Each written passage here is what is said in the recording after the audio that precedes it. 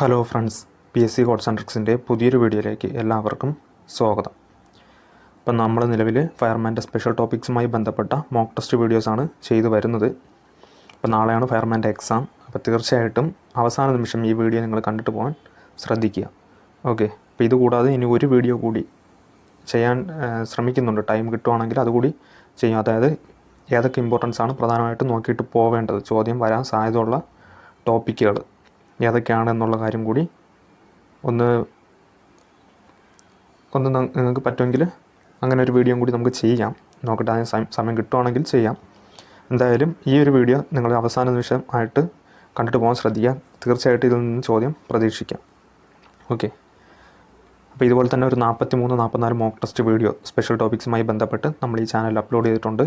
അത് ഈ വീഡിയോയുടെ അവസാനം പ്ലേലിസ്റ്റായിട്ട് കൊടുത്തേക്കാം. തീർച്ചയായിട്ടും എക്സാം എഴുതുന്നവർ അതുകൂടി കണ്ടിട്ട് പോകാൻ ശ്രദ്ധിക്കുക. നല്ലൊരു മാർക്ക് നിങ്ങൾക്ക് അതിൽ നിന്ന് സ്കോർ ചെയ്യാൻ സാധിക്കും. ഓക്കെ, അപ്പോൾ നമുക്ക് ഓരോ ചോദ്യത്തിലേക്ക് കടക്കാം. ആദ്യത്തെ ചോദ്യം, 68 ഡിഗ്രി സെൽഷ്യസിൽ പ്രവർത്തിക്കുന്ന സ്പ്രിംഗ്ലർ സിസ്റ്റത്തിലെ സ്പ്രിംഗ്ലർ ബൾബിൻ്റെ നിറം എന്താണ്? 68 ഡിഗ്രി സെൽഷ്യസിൽ പ്രവർത്തിക്കുന്ന സ്പ്രിംഗ്ലർ സിസ്റ്റത്തിലെ സ്പ്രിംഗ്ലർ ബൾബിൻ്റെ നിറം എന്താണ്? ഓപ്ഷൻസ് പച്ച, നീല, ചുവപ്പ്, മഞ്ഞ. അപ്പോൾ ഇത് പലർക്കും അറിയാൻ സാധ്യതയില്ലാത്തൊരു പോർഷനാണ്. അപ്പോൾ എന്തായാലും നിങ്ങൾ ജസ്റ്റ് ആൻസർ മാത്രം അറിഞ്ഞു വെച്ചിരുന്നാൽ മതി കേട്ടോ.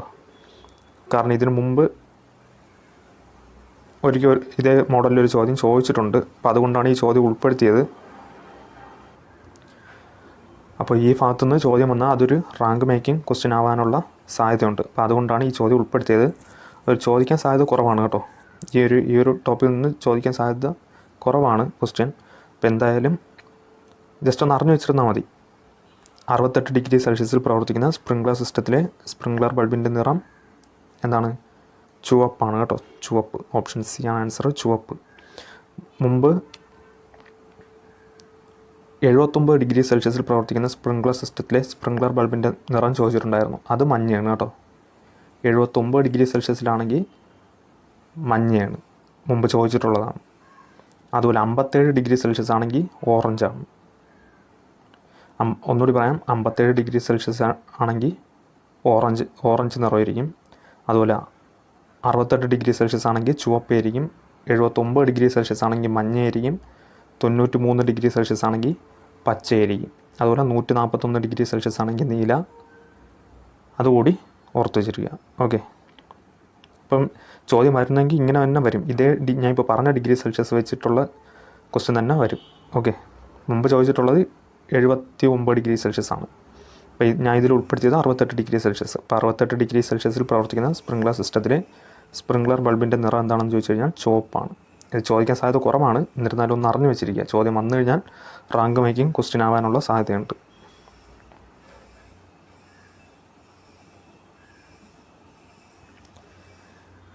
അടുത്ത ചോദ്യം, ഇത് വളരെയധികം ഇമ്പോർട്ടൻ്റ് ആണ് കേട്ടോ. ഞാൻ പ്രതീക്ഷിക്കുന്ന ഒരു ചോദ്യമാണ്, വളരെയധികം ഇമ്പോർട്ടൻ്റ് ആണ്.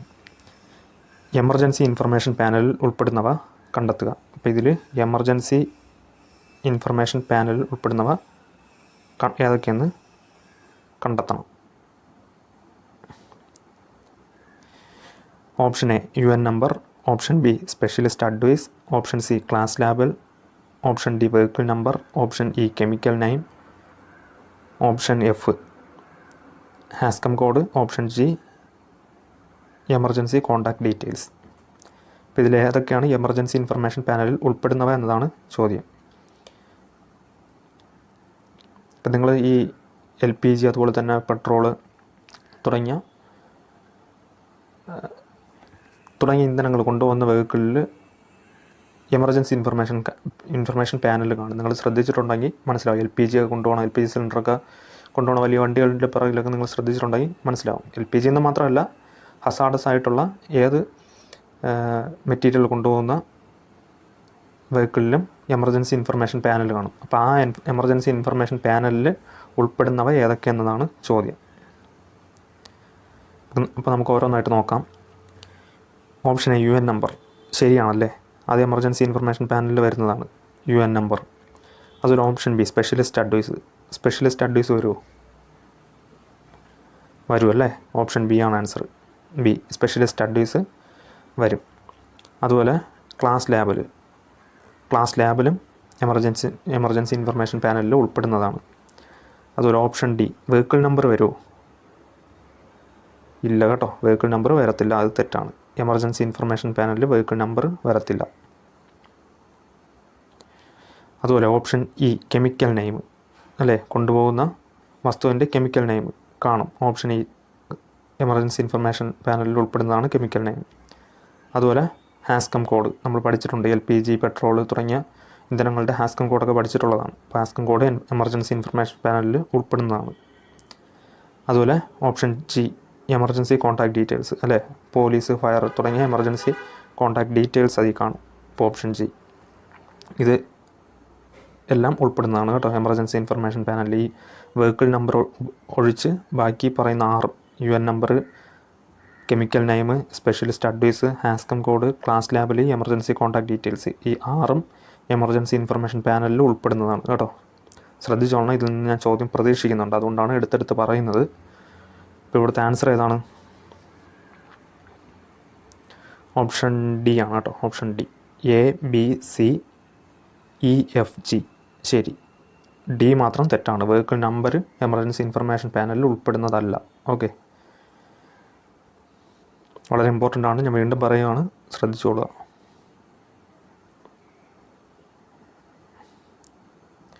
അടുത്ത ചോദ്യം, NFPA ഹസാർഡ് ഡയമണ്ടിലെ നീല നിറം പദാർത്ഥത്തിൻ്റെ താഴെ പറയുന്ന ഏത് അപകടത്തെ സൂചിപ്പിക്കുന്നു? NFPA ഹസാർഡ് ഡയമണ്ടിലെ നീല നിറം പദാർത്ഥത്തിലെ താഴെ പറയുന്ന ഏത് അപകടത്തെ സൂചിപ്പിക്കുന്നു? Option A health, option B specific hazard, option C flammability, option D reactivity. ഇതേ മോഡലിൽ ഇതിനു മുമ്പ് ഒരു ചോദ്യം ചോദിച്ചിട്ടുണ്ട്, അതുകൊണ്ടാണ് ഈ ചോദ്യം ഉൾപ്പെടുത്തിയത്. ഈ ചോദ്യം ചോദിക്കാൻ സാധ്യത കുറവാണ്. ഓക്കെ, എക്സാമിന് ചോദിക്കാനുള്ള സാധ്യത കുറവാണ്, പക്ഷേ ചോദിച്ചാൽ റാങ്ക് മേക്കിംഗ് ക്വസ്റ്റ്യൻ ആണ്. ഞാൻ നേരത്തെ ഒന്നാമത്തെ ക്വസ്റ്റ്യൻ പറഞ്ഞതുപോലെയാണ്, ഈ ഒന്നാമത്തെയും ഈ മൂന്നാമത്തെയും ക്വസ്റ്റ്യൻ ചോദിക്കാൻ സാധ്യത കുറവാണ്, പക്ഷേ ചോദിച്ചാൽ റാങ്ക് മേക്കിംഗ് ആണ്. ഓക്കെ, അപ്പോൾ അതുകൊണ്ടാണ് ഉൾപ്പെടുത്തിയത്. ഇതിന് മുമ്പ് ചോദിച്ചിട്ടുണ്ട്, പക്ഷേ ഒരിക്കലേ ചോദിച്ചിട്ടുള്ളൂ രണ്ടും. ഇപ്പോൾ ഇവിടുത്തെ നിങ്ങൾ കൂടുതലൊന്നും പഠിക്കാൻ നിൽക്കേണ്ട, ഞാൻ ജസ്റ്റ് ഈ വീഡിയോയിൽ പറയുന്നത് മാത്രം ഓർത്ത് വെച്ചിരുന്നാൽ മതി. കാരണം ലാസ്റ്റ് നിമിഷത്തിൽ നിങ്ങളെല്ലാം കൂടെ പഠിച്ച അവസാനം കൺഫ്യൂഷനായി മൊത്തം അലങ്കോലമായി പോകരുത്, അതുകൊണ്ടാണ് പറയുന്നത്. ഞാൻ ഈ വീഡിയോയിൽ പറയുന്നത് മാത്രം ഓർത്ത് വെച്ചാൽ മതി. ഓക്കെ, ഇപ്പോൾ NFPA ഹസാർഡ് ഡയമണ്ടിലെ നീല നിറം പദാർത്ഥത്തിൻ്റെ താഴെ പറയുന്ന ഏത് അപകടത്തെ സൂചിപ്പിക്കുന്നു? ഏതാണ്? ഹെൽത്താണ് കേട്ടോ. Option A health. അപ്പോൾ ഞാൻ ഓരോന്ന് പറയാം. നീല നിറം സൂചിപ്പിക്കുന്നത് ഹെൽത്താണ്. അതുപോലെ ചുവപ്പ് നിറം ഫ്ലെയിമബിലിറ്റീനെയാണ് സൂചിപ്പിക്കുന്നത്. ചുവപ്പ് നിറം ഫ്ലെയിമബിലിറ്റി. അതുപോലെ വെള്ള നിറം സ്പെസിഫിക് ഹസാർഡിനെയാണ് സൂചിപ്പിക്കുന്നത്. വെള്ള നിറം സ്പെസിഫിക് ഹസാർഡിനെയാണ് സൂചിപ്പിക്കുന്നത്. അതുപോലെ മഞ്ഞ നിറം റിയാക്ടിവിറ്റീനെയാണ് സൂചിപ്പിക്കുന്നത്. നിങ്ങളോട് ചോദിക്കുന്നെങ്കിൽ ഈ 4 നിറം മാത്രമേ ചോദിക്കത്തുള്ളൂ. ഓക്കെ, അപ്പോൾ ഒന്നുകൂടി പറയാം. NFPA ഹസാർഡ് ഡയമണ്ടിലെ നീല നിറം സൂചിപ്പിക്കുന്നത് ഹെൽത്തിനെയാണ്, ചുവപ്പ് നിറം സൂചിപ്പിക്കുന്നത് ഫ്ലെയിമബിലിറ്റീനെയാണ്, വെള്ള നിറം സൂചിപ്പിക്കുന്നത് സ്പെസിഫിക് ഹസാർഡിനെയാണ്, അതുപോലെ മഞ്ഞ നിറം സൂചിപ്പിക്കുന്നത് റിയാക്ടിവിറ്റീനെയാണ്. അപ്പോൾ ചോദിക്കുന്നെങ്കിൽ ഈ 4 കളർ മാത്രമേ നിങ്ങളോട് ചോദിക്കത്തുള്ളൂ ഇതിൽ നിന്ന്. അപ്പോൾ ഈ 4ഉം നിങ്ങളൊന്ന് നോട്ട് ചെയ്യുക. ഈ 4 മാത്രം നോട്ട് ചെയ്താൽ മതി, വേറെ ഒന്നും നിങ്ങളിതിൽ നിന്ന് പഠിക്കാൻ നിൽക്കേണ്ട. കാരണം കൺഫ്യൂഷനാവും. ഇത് പഠിച്ചിട്ടില്ലാത്തവർ ചിലപ്പോൾ ഇനി ഇതിൽ ഡീറ്റെയിൽ ആയിട്ട് പോയി കഴിഞ്ഞാൽ ആകെ മൊത്തം കൺഫ്യൂഷനാണ്. അതുകൊണ്ടാണ് പറയുന്നത്, പഠിക്കാൻ പറ്റുമെങ്കിൽ ഉള്ളവർ പഠിക്കുക, അല്ലാത്തവർ ഇത്രയും മാത്രം അറിഞ്ഞു വെച്ചിരുന്നാൽ മതി. അതുപോലെ തന്നെ ഞാൻ ഒന്നാമത്തെ ക്വസ്റ്റ്യനിൽ പറഞ്ഞതും 68 ഡിഗ്രി സെൽഷ്യസിൽ ഏത് കളറാണ്, അതുപോലെ 57 ഡിഗ്രി സെൽഷ്യസിൽ പ്രവർത്തിക്കുന്ന സ്പ്രിംഗ്ലർ സിസ്റ്റത്തിൻ്റെ കളർ ഏതാണ്, അത് ഞാൻ വീഡിയോയിൽ പറഞ്ഞു ഏതൊക്കെ കളറാണ്, ഏതൊക്കെ ഡിഗ്രി സെൽഷ്യസിലുള്ളതാണ് പ്രവർത്തിക്കുന്നതെന്ന്. അതും ആ വീഡിയോയിൽ പറഞ്ഞത് മാത്രം ഓർത്ത് വെച്ചാൽ മതി. അതിൽ നിന്നേ നിങ്ങൾക്ക് ചോദ്യം ചോദിക്കുന്നെങ്കിൽ വരത്തുള്ളൂ. ഓക്കെ, ഇപ്പോൾ ചോദിക്കാൻ സാധ്യത കുറവാണ്. ഈ ഒന്നാമത്തെയും മൂന്നാമത്തെയും ക്വസ്റ്റ്യൻ ചോദിക്കാൻ സാധ്യത കുറവാണ്. ഞാൻ വീണ്ടും അത് ഉൾപ്പെടുത്തിയത് ഒരു പക്ഷേ റാങ്ക് മേക്കിംഗ് ആവാൻ സാധ്യത ചോദ്യം വന്നു കഴിഞ്ഞാൽ അതൊരു റാങ്ക് മേക്കിംഗ് ആണ്, അതുകൊണ്ടാണ് ഉൾപ്പെടുത്തിയത്. ഓക്കെ, എന്തായാലും അടുത്ത ക്വസ്റ്റ്യനിലേക്ക് കിടക്കാം.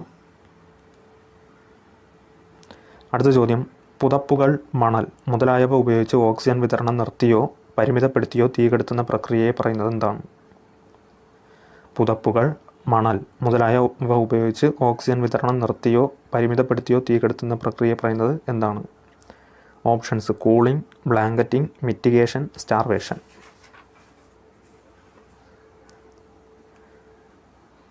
നമുക്കറിയാം ഓക്സിജൻ വിതരണം നിർത്തിയോ പരിമിതപ്പെടുത്തിയോ? ഓക്സിജൻ വിതരണമാണ്. അപ്പോൾ തന്നെ നമുക്ക് ആൻസർ കിട്ടും. ഏതാണ്? ഓപ്ഷൻ ബി, ബ്ലാങ്കറ്റിംഗ് ആണല്ലേ.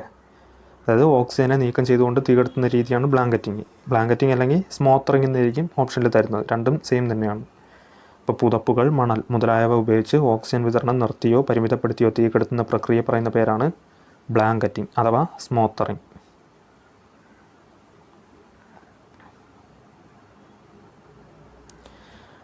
അടുത്ത ചോദ്യം, IT ആക്ട് 2000 സെക്ഷൻ 67B ബന്ധപ്പെട്ട ശരിയായ പ്രസ്താവനകൾ ഏതൊക്കെ? ഇപ്പോൾ 67B ആണ്. സെക്ഷൻ 67B ബന്ധപ്പെട്ട ശരിയായ പ്രസ്താവന. ഓപ്ഷൻ എ, ചൈൽഡ് പോണോഗ്രഫിയെക്കുറിച്ചാണ് ഈ സെക്ഷനിൽ പ്രതിപാദിക്കുന്നത്. ഇപ്പോൾ section IT act 2000 section 67B സെക്ഷനുമായി ബന്ധപ്പെട്ട ആണ് സ്റ്റേറ്റ്മെൻറ്റ് വന്നിരിക്കുന്നത്. അപ്പം ആ സെക്ഷനിൽ സെക്ഷൻ 67B ചൈൽഡ് പോണോഗ്രഫിയെക്കുറിച്ചാണ് പ്രതിപാദിക്കുന്നത് എന്നാണ് ഓപ്ഷൻ എ പറയുന്നത്.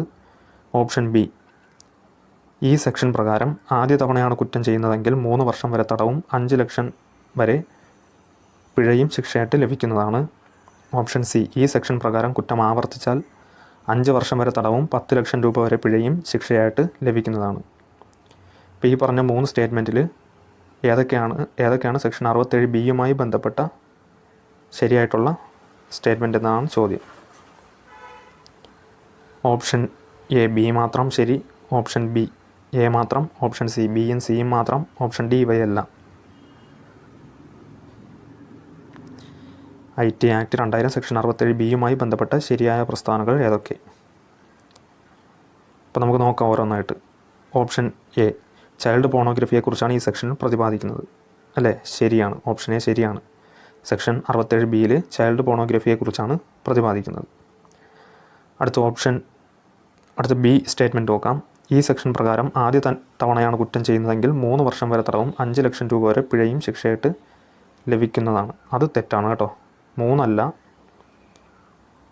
5 വർഷം വരെ തടവും 10 ലക്ഷം രൂപ വരെ പിഴയും കേട്ടോ. 5 വർഷമാണ്. 5 വർഷം വരെ തടവും 10 ലക്ഷം രൂപ പിഴയും കേട്ടോ. 5 ലക്ഷം. ഈ സെക്ഷൻ പ്രകാരം ആദ്യ തവണയാണ് കുറ്റം ചെയ്യുന്നതെങ്കിൽ 5 വർഷം വരെ തടവും 10 ലക്ഷം രൂപ വരെ പിഴയും ശിക്ഷയായിട്ട് ലഭിക്കുന്നതാണ്. ഈ സ്റ്റേറ്റ്മെൻറ്റ് തെറ്റാണ്. അടുത്ത ഓപ്ഷൻ സി, ഈ സെക്ഷൻ പ്രകാരം കുറ്റം ആവർത്തിച്ചാൽ 5 വർഷം വരെ തടവും 10 ലക്ഷം രൂപ വരെ പിഴയും ശിക്ഷയായിട്ട് ലഭിക്കുന്നതാണ്. അതും തെറ്റാണ്. ഈ സെക്ഷൻ പ്രകാരം കുറ്റം ആവർത്തിച്ചാൽ 7 വർഷമാണ് കേട്ടോ. 7 വർഷം വരെ തടവും 10 ലക്ഷം രൂപ വരെ പിഴയും ശിക്ഷയായിട്ട് ലഭിക്കുന്നതാണ്. ഓക്കെ.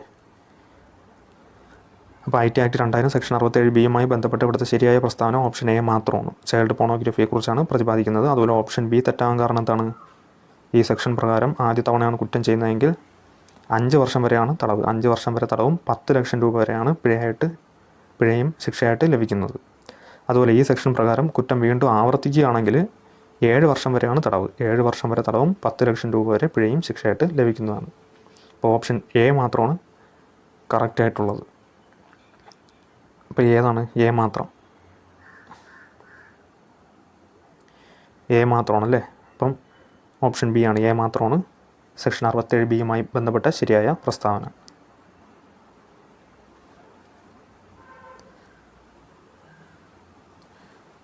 അടുത്ത ചോദ്യം, LPGയുടെ ഹാസ്കം കോഡ് 2WE ആണ്. നമുക്കറിയാമല്ലേ, LPGയുടെ ഹാസ്കം കോഡ് 2WE ആണ്. ഇതിൽ ഇ എന്തിനെ സൂചിപ്പിക്കുന്നു? Option A eligible, option B elimination, option C evacuation, option D elevation. LPGയുടെ ഹാസ്കം കോഡ് അഥവാ ഹസാഡസ് കെമിക്കൽ കോഡ് നമ്മൾ കുറച്ച് മുമ്പ് പറഞ്ഞതാണ്. എമർജൻസി ഇൻഫർമേഷൻ പാനലിൽ ഉൾപ്പെടുന്നതാണ് ഹാസ്കം കോഡ്. അപ്പോൾ LPG കൊണ്ടുവന്ന വാഹനത്തിലെ ഹാസ്കം കോഡ് എന്ന് പറയുന്നത് 2WE ആയിരിക്കും. ഇതിൽ ഇ എന്തിനെ സൂചിപ്പിക്കുന്നു? വളരെയധികം ഇമ്പോർട്ടൻ്റ് ആണ് കേട്ടോ, ചോദിക്കാൻ സാധ്യത ഉള്ളതാണ്. അപ്പോൾ ഇവിടുത്തെ ആൻസർ ഇവാക്വേഷൻ ആണ് കേട്ടോ. ഒഴിപ്പിക്കൽ, മലയാളത്തിൽ ഒഴിപ്പിക്കൽ എന്നൊരു മീനിങ് ആണ് ഇവാക്വേഷൻ. ഇപ്പോൾ LPGയുടെ ഹാസ്കം കോഡിൽ 2WE ആണ് ഹാസ്കം കോഡ്. അതിൽ ഇ സൂചിപ്പിക്കുന്നത് ഇവാക്വേഷൻ കേട്ടോ. ഇതിൽ മാത്രമല്ല, LPGയിൽ മാത്രമല്ല, ഹാസ്കം കോഡിൻ്റെ അവസാനം ഇ സൂചിപ്പിക്കുന്നത്. ഹാസ്കം കോഡ് പലതിനും പലതാണല്ലോ. LPG, പെട്രോള്, അങ്ങനെ പലതിനും പല ഹാസ്കം കോഡായിരിക്കും. അപ്പോൾ അതിൽ അവസാനം ഇ ഉള്ളതിനൊക്കെ ഇ സൂചിപ്പിക്കുന്നത് ഇവാക്വേഷനാണ്. ഓക്കെ, അപ്പോൾ ആ കാര്യം ഒന്ന് ഓർത്തിരിക്കുക, ഇമ്പോർട്ടൻ്റ് ആണ്. അടുത്ത ചോദ്യം തെറ്റായത് കണ്ടെത്തുക. Option A PASS, pull, aim, sweep and squeeze. Option B DRAB, danger, response, airway, breathing.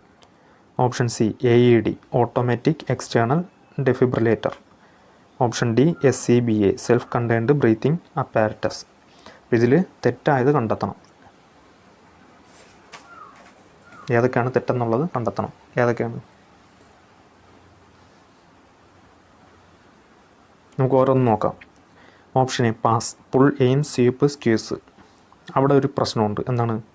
Sweep ഇപ്പുറത്തും വരണമായിരുന്നു, സ്ക്വീസ് ഇപ്പുറത്തും വരണമായിരുന്നു. ഓക്കെ, രണ്ടും അങ്ങോട്ടും ഇങ്ങോട്ടും മാറിപ്പോയി. അപ്പോൾ അത് തെറ്റാണ്. പുൾ, എയിം, സ്ക്വീസ്, അത് കഴിഞ്ഞാണ് സ്വീപ്പ് വരേണ്ടത് കേട്ടോ. ഓപ്ഷൻസിൽ ഇങ്ങനെ തന്നെ തരാം. ഇതിനു മുമ്പ് ചോദിച്ചിട്ടുള്ളപ്പോഴും 4 ഓപ്ഷൻ തന്നിട്ട് അതിൽ ഒരെണ്ണത്തിൽ ഇതുപോലെ തന്നെ മാറ്റി കൊടുത്തിട്ടുണ്ടായിരുന്നു. അപ്പോൾ അത് കറക്റ്റ് ഓർഡറിൽ തന്നെ പോകണം. പുള്ള്, എയിം, സ്ക്വീസ്, അത് കഴിഞ്ഞിട്ടാണ് സ്വീപ്പ് വരേണ്ടത്. പാസ് എന്ന് വെച്ചാൽ എന്താണ്? ഫയർ എക്സ്റ്റിങ്ക്വിഷർ പ്രവർത്തിപ്പിക്കുന്ന പ്രവർത്തന തത്വമാണ് PASS. Pull, aim, squeeze, sweep. അതിൽ ഓപ്ഷൻ ബി ഡ്രാബ്, ഡേഞ്ചർ, അതിൽ ഓരോ ലെറ്ററും സൂചിപ്പിക്കുന്നുണ്ട്. Danger, response, airway, breathing. അത് കറക്റ്റാണോ? കറക്റ്റാണല്ലേ. ഓപ്ഷൻ ബി കറക്റ്റാണ്. DRAB, danger, response, airway, breathing. അതുപോലെ option C AED, automatic external defibrillator. അവിടെ തെറ്റുണ്ടോ? തെറ്റുണ്ട് കേട്ടോ. അതും തെറ്റാണ്. ഓട്ടോമാറ്റിക് എന്നല്ല, ഓട്ടോമാറ്റഡ് എന്നാണ്. ഓട്ടോമാറ്റഡ്, ED ആണ് വരേണ്ടത്. ED,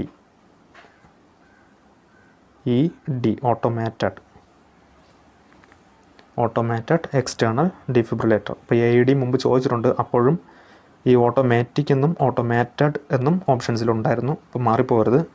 ഓട്ടോമാറ്റഡ്, ED ആണ് വരേണ്ടത്. Automated external defibrillator. അതിൽ option D SCBA, self contained breathing apparatus. ശരിയാണോ? അത് ശരിയാണ് കേട്ടോ. ഓപ്ഷൻ ഡി ശരിയാണ്. ഇപ്പോൾ തെറ്റായത് ഓപ്ഷൻ എയും സിയും മാത്രമാണ്. എയിൽ എന്താണ്?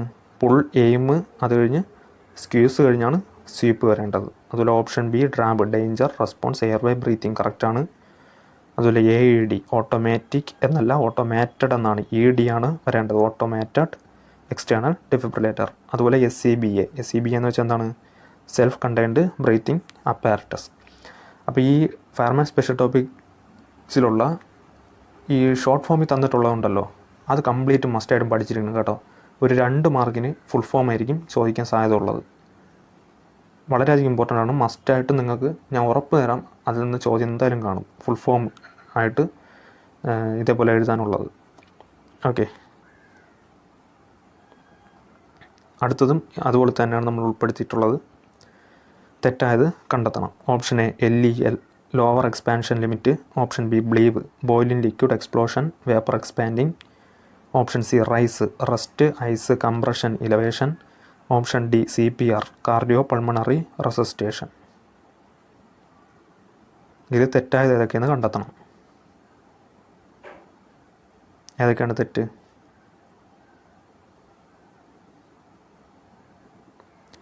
നമുക്ക് ഓരോന്ന് നോക്കാം. Option A LEL, lower expansion limit. ശരിയാണോ?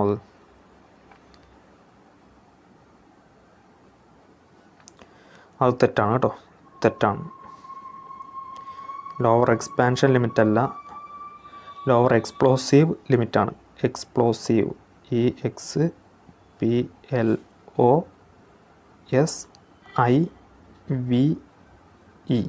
എക്സ്പ്ലോസീവ് ആണ് കേട്ടോ. ലോവർ എക്സ്പ്ലോസീവ് ലിമിറ്റാണ് LELൻ്റെ full form. LEL lower explosive ലിമിറ്റാണ്. എക്സ്പാൻഷൻ അല്ല, എക്സ്പ്ലോസീവ് ആണ്. അതൊരു option B BLEVE, boiling liquid explosion, vapour expanding. അത് ശരിയാണോ? അതും തെറ്റാണ് കേട്ടോ. ബോയിലിംഗ് ലിക്വിഡ് എക്സ്പാൻഡിങ് ആണ്. എക്സ്പാൻഡിങ് ഇപ്പുറത്ത് വരണം. അതുപോലെ എക്സ്പ്ലോഷൻ ഇപ്പുറത്ത് വരണം. ആ രണ്ടും അങ്ങോട്ടും ഇങ്ങോട്ടും മാറിയാണ് കിടക്കുന്നത് കേട്ടോ. Boiling liquid expanding vapour explosion എന്നാണ്. Boiling liquid expanding vapour explosion എന്നതാണ് കറക്റ്റായിട്ടുള്ള ആൻസർ. അടുത്ത ഓപ്ഷൻ സി റൈസ്. റൈസ് എന്ന് വെച്ചാൽ എന്താണ്? ഉളുക്കിൻ്റെ പ്രഥമ ശുശ്രൂഷയാണ്. ഉളുക്കിൻ്റെ പ്രഥമ ശുശ്രൂഷയാണ് റൈസ് എന്ന് ഷോർട്ട് ഫോമിൽ അറിയപ്പെടുന്നത്. അതിൽ ഓരോ ലെറ്ററും പ്രതിനിധീകരിക്കുന്നതാണ് ഇവിടെ കൊടുത്തിരിക്കുന്നത്. Rest, ice, compression, elevation. ശരിയാണോ അത്?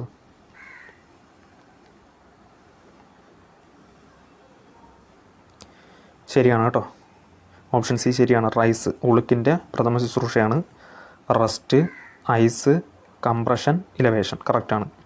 അതൊരു option D CPR, cardio pulmonary റെസിസ്റ്റേഷൻ.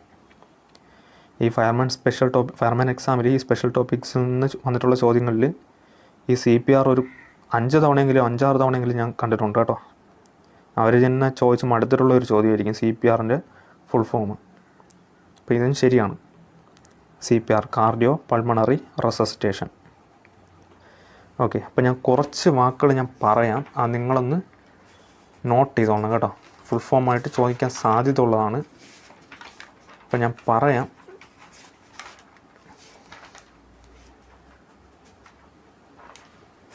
അപ്പം നോട്ട് ചെയ്തോളണം നിങ്ങൾ. ഈ TEC, അതായത് ടെർണറി യൂട്ടാറ്റിക് ക്ലോറൈഡ് എന്നാണ് അതിൻ്റെ ഫുൾ ഫോമായിട്ട് വരുന്നത്. TEC നമ്മൾ കഴിഞ്ഞ ക്ലാസ്സിലേക്ക് ഉൾപ്പെടുത്തിയതാണ് ചോദ്യം. അതുപോലെ MSDS, material safety data sheet. അതുപോലെ ട്രം കാർഡ്, ട്രാൻസ്പോർട്ട് എമർജൻസി കാർഡ്. അതുപോലെ LEL നമ്മൾ ഇപ്പോൾ പറഞ്ഞത് ലോവർ എക്സ്പ്ലോസീവ് ലിമിറ്റ്. അതുപോലെ CPR, AED, automated external defibrillator. അതുപോലെ ബ്ലീവ് നമ്മളിപ്പോൾ പറഞ്ഞതാണ്. ഡ്രാബ് നമ്മൾ കഴിഞ്ഞ ക്വസ്റ്റ്യനിൽ പറഞ്ഞതാണ്, ഡ്രാബ്. അതുപോലെ പാസ് കഴിഞ്ഞ ക്വസ്റ്റ്യനിൽ പറഞ്ഞതാണ്. റൈസ്. അതുപോലെ SCB കഴിഞ്ഞ ക്വസ്റ്റ്യനിൽ പറഞ്ഞതാണ്. അതുപോലെ LPG, CNG ഇതിൻ്റെ ഫുൾ ഫോം പഠിച്ചിരിക്കണം കേട്ടോ. അതുപോലെ PPE കഴിഞ്ഞ വീഡിയോയിൽ നമ്മൾ ഉൾപ്പെടുത്തി. PPE എന്ന് വെച്ചാൽ എന്താണ്? പേഴ്സണൽ പ്രൊട്ടക്റ്റീവ് എക്യുപ്മെൻ്റ് അല്ലേ? അതൊന്ന് നോക്കിക്കോളും കേട്ടോ, അങ്ങനെ ആണോ എന്ന്. ഇപ്പോൾ PPEൻ്റെ ഫുൾ ഫോം, PPE കിട്ടെന്ന് കേട്ടിട്ടുണ്ടല്ലോ. PPEൻ്റെ ഫുൾ ഫോം പഠിക്കണം. അതുപോലെ HAZCHEM code, hazardous chemical code. അപ്പോൾ ഇത്രയും എണ്ണത്തിൻ്റെ ഫുൾ നെയിം നിങ്ങൾ പഠിക്കണം കേട്ടോ. ഇതിൽ നിന്നൊരു 2 മാർക്കിന് മസ്റ്റായിട്ടും ചോദിക്കാൻ സാധ്യതയുണ്ട്. അപ്പോൾ അതുകൊണ്ടാണ് പറയുന്നത്, ശ്രദ്ധിച്ചോളൂ കേട്ടോ.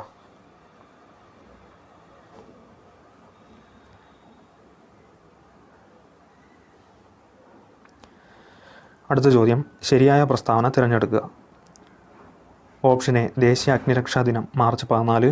Option B national fire service college സ്ഥാപിതമായ വർഷം 1956. Option C national fire service കോളേജിൻ്റെ ആസ്ഥാനം കാൺപൂർ. ഓപ്ഷൻ എ ബി ശരി. ഓപ്ഷൻ ബി AC ശരി. ഓപ്ഷൻ സി ബി മാത്രം ശരി. ഓപ്ഷൻ ഡി എല്ലാം ശരി.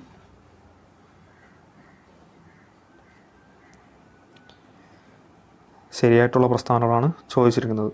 അപ്പോൾ നമുക്ക് നോക്കാം. ഓപ്ഷൻ എ ദേശീയ അഗ്നിരക്ഷാ ദിനം മാർച്ച് 14 ശരിയാണോ അത്?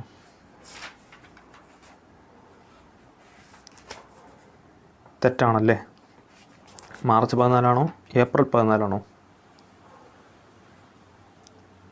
ഏപ്രിൽ 14 കേട്ടോ. അപ്പോൾ ഓപ്ഷൻ എ തെറ്റാണ്. ദേശീയ അഗ്നിരക്ഷാ ദിനം ഏപ്രിൽ 14. March 14 April 14. അതൊരു option B national fire service college സ്ഥാപിതമായ വർഷം 1956 ശരിയാണോ അത്? അത് ശരിയാണല്ലേ. ഓപ്ഷൻ ബി ശരിയാണ്. നാഷണൽ ഫയർ സർവീസ് കോളേജ് സ്ഥാപിതമായ വർഷം 1956. അതുപോലെ option C national fire service കോളേജിൻ്റെ ആസ്ഥാനം കാൺപൂർ ശരിയാണോ? തെറ്റാണല്ലേ. കാൺപൂർ അല്ല, നാഗ്പൂറാണ്. നാഗ്പൂറാണ് കേട്ടോ. നാഗ്പൂർ ആണ് നാഷണൽ ഫയർ സർവീസ് കോളേജിൻ്റെ ആസ്ഥാനം, നാഗ്പൂർ. അപ്പം ഓപ്ഷൻ ബി മാത്രമാണ് ശരി. ഓപ്ഷൻ സി ബി മാത്രം ശരി. ഓക്കെ. അപ്പോൾ ഓപ്ഷൻ എ ദേശീയ അഗ്നിരക്ഷാ ദിനം ഏപ്രിൽ 14. അതുപോലെ option B national fire service college സ്ഥാപിതമായ വർഷം 1956. അതൊരു option C national fire service കോളേജിൻ്റെ ആസ്ഥാനം നാഗ്പൂർ ആണ്. നാഗ്പൂർ.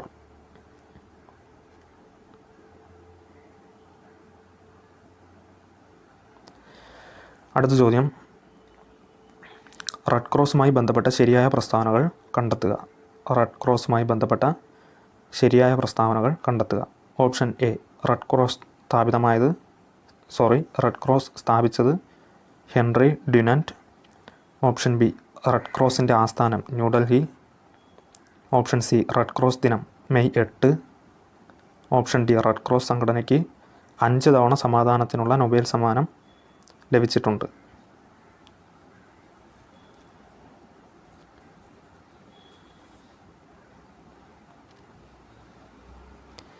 ഏതൊക്കെയാണ് റെഡ് ക്രോസുമായി ബന്ധപ്പെട്ട ശരിയായ പ്രസ്താവന?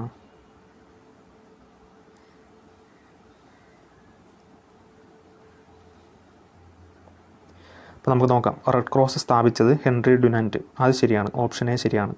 റെഡ് ക്രോസ് സ്ഥാപിച്ചത് ഹെൻറി ഡ്യുനന്റ് തന്നെയാണ്. അതൊരു ഓപ്ഷൻ ബി, റെഡ് ക്രോസിൻ്റെ ആസ്ഥാനം ന്യൂഡൽഹിയാണോ? തെറ്റാണ് കേട്ടോ. റെഡ് ക്രോസിൻ്റെ ആസ്ഥാനം ന്യൂഡൽഹി അല്ല, ജനീവയാണ്, ജനീവ. ഇനി ഇന്ത്യൻ റെഡ് ക്രോസ് സൊസൈറ്റിയുടെ ആസ്ഥാനം ചോദിച്ചു കഴിഞ്ഞാൽ അത് ന്യൂഡൽഹിയാണ് കേട്ടോ. ഇന്ത്യൻ റെഡ് ക്രോസ് സൊസൈറ്റിയുടെ ആസ്ഥാനം ചോദിച്ചു കഴിഞ്ഞാൽ അത് ന്യൂഡൽഹിയാണ്. അല്ലാതെ റെഡ് ക്രോസിൻ്റെ ആസ്ഥാനം ചോദിച്ചു കഴിഞ്ഞാൽ അത് ജനീവയാണ്. അതൊരു ഓപ്ഷൻ സി, റെഡ് ക്രോസ് ദിനം മെയ് 8. ശരിയാണോ? ശരിയാണ് കേട്ടോ. ഓപ്ഷൻ സി, റെഡ് ക്രോസ് ദിനം മെയ് 8 ആണ്.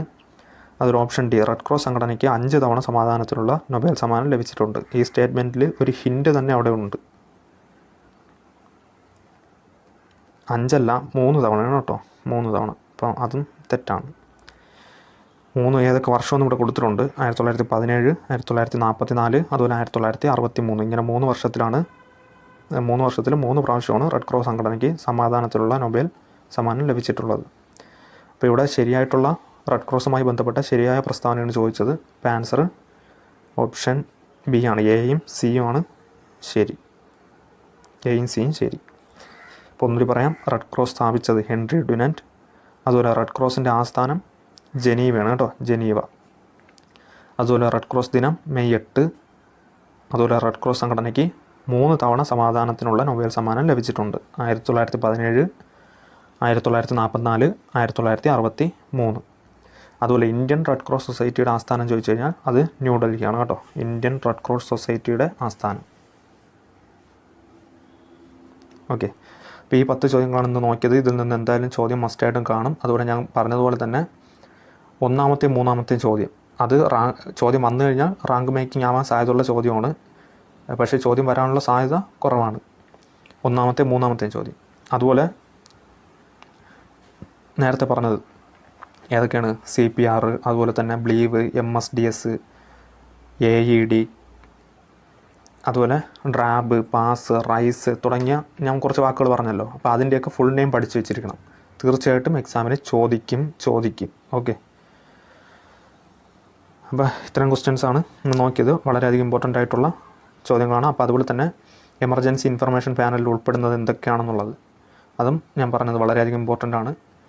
ഇപ്പോൾ ഇനി എക്സാമിന് മുമ്പായിട്ട് പറ്റുമെങ്കിൽ ഒരു വീഡിയോ കൂടി ചെയ്യാം കേട്ടോ. ഏതൊക്കെയാണ് ഇമ്പോർട്ടൻ്റ് ആയിട്ട് നോക്കിയിട്ട് പോവേണ്ടത് എന്നുള്ളത് വീഡിയോ ചെയ്യാം.